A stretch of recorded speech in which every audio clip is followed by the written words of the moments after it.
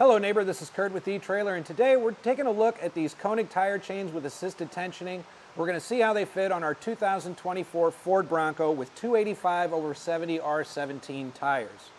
Now, tire chains are an excellent way to ensure that you've got that good traction to get you in and out of those situations where there's a lot of snow, ice, or mud on the ground. They're going to create a lot of traction using these square links, which are going to have a little bit of a sharper edge to them. Now that's going to really help out when it comes to ice and things like that. But they're a bigger chain too, so that's really going to be nice in muddy conditions.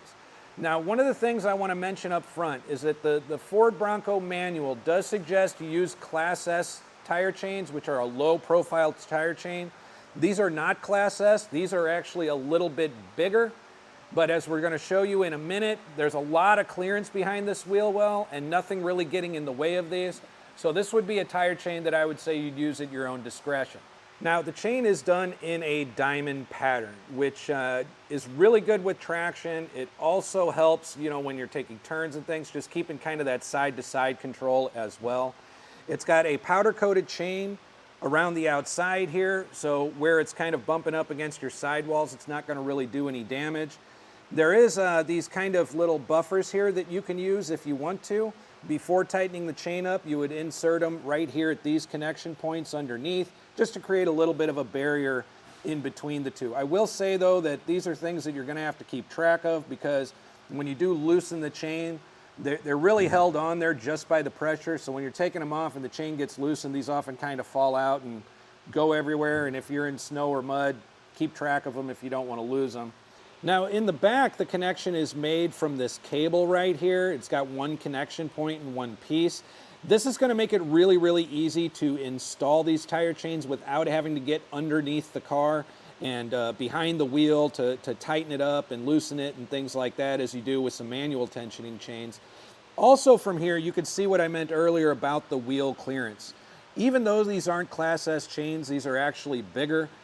We do have plenty of clearance back here, so this isn't really scaring me too much as far as any kind of damage being done, because we've got technically oversized chains. But again, these are chains that you're going to want to use at your discretion.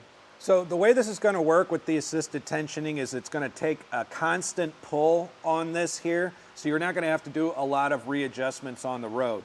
And again, I mentioned earlier, it also makes it for a really, really easy install, these type of chains. So stick around, I'm going to show you how we got this on here right now. Now the first thing we want to do when installing our chains is get them out on the ground and lay them flat and spread them out. What we're looking for is any kind of twists or kinks in the chain, or if maybe this is a set of tire chains that you've used before already, we're also going to be looking for any damage from a previous use.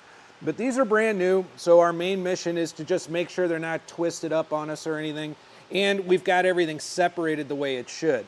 So we have two general sides to it here that we're going to leave separate because they're going to go on either side of the tire when we install them.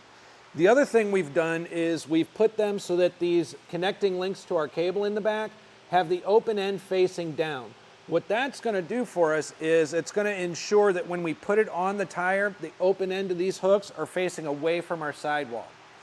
So with them separated like this, I'm just going to give them a little bit more separation, and I'm going to end up feeding this around the back of my tire here. And I'm going to use that split in the middle to go on either side of my tire. Now again, as I bring this around, I am trying to be careful not to, get any twists or anything like that or tangles in it. So when I get it around, I'm going to kind of get it out flat and make sure that's not the case again. Okay, we're good on this side. We're going to do the same thing over on this side. Take our other end, kind of bring it around the front, and then spread it out a little bit, make sure we haven't gathered up any twists. So since we're looking pretty good, what I'm going to do now is take each end of my cable, and I'm going to take a little piece of the chain with me. We're just going to try to kind of drape it up and over like this. We'll hold it in place there. I'm going to do the same thing on this end. And when I get it up to the top right here, I'm going to make this connection, just like that. I'm going to let that kind of fall, but I'm trying to Sometimes you kind of lose a little bit of control of your chain. You got to bring it up and get it back around just like so. And with everything draped around, what I'm going to do is connect this red hook to this red link right here. And now we've got a full drape going right over the top of our tire, and we can work around the edges and get it so that this middle set of links right here is about as centered on the tire as we can get it. And I want to make sure it's doing that all the way around. And at this point, we've got everything draped just the way we want it to. We're going to go ahead and make this connection down on the bottom. Now, at this point, I just want to mention that they did a really nice job here of making this visible for us. All the important connection points are in a bright red, so if you ever need to put your chains on in low light conditions, this will make it that much easier. But I'm just going to open this up and feed this through just like that. And at this point, I'm going to use it to kind of pull everything tight. Just like so. We're going to run this through a loop. Now, this is set up in a way that these loops are kind of optional. It's really whatever's going to work best for us. So we're going to try through this first loop here.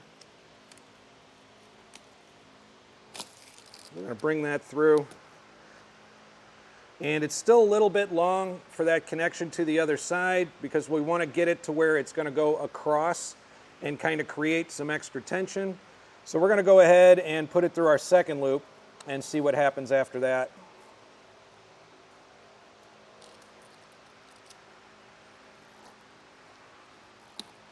All right. So I'm going to pull on it some more, just create as much tension as I can.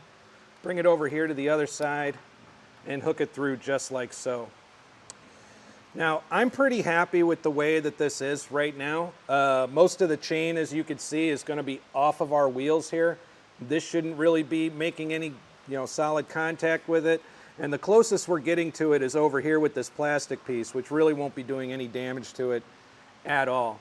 But we've got everything on here nice and tight, and with the assisted tensioning, as we're rolling along, this is just going to keep getting cinched up tighter and tighter. Unlike your manual tensioning tire chains, which you're going to have to stop every once in a while and check them and do some readjustment. Roll them forward, roll them back, make sure they're on there straight and tightened up.